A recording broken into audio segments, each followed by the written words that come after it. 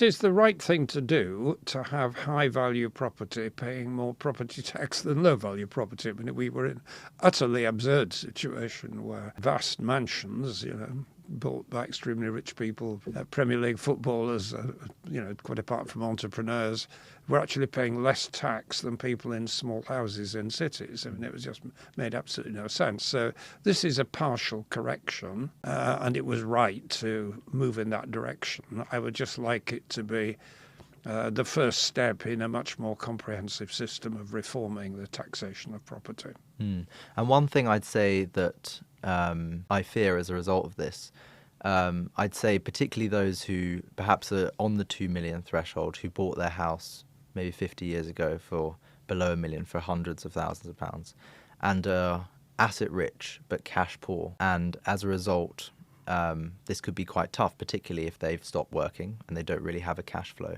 If people are cash poor but asset rich, there's a very simple way of unlocking income from the capital, which is through equity release schemes. And the equity release schemes need to be properly regulated.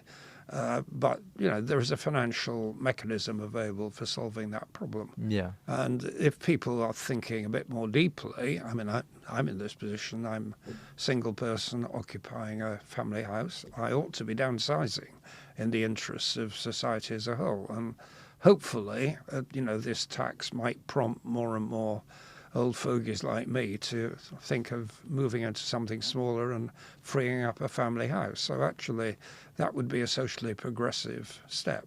Stamp duty is a very bad tax. It gums up the housing market. It is a discouragement to downsizing, exactly as you say. But we should tackle that separately by replacing the stamp duty by some other form of taxation. It would be a land value tax.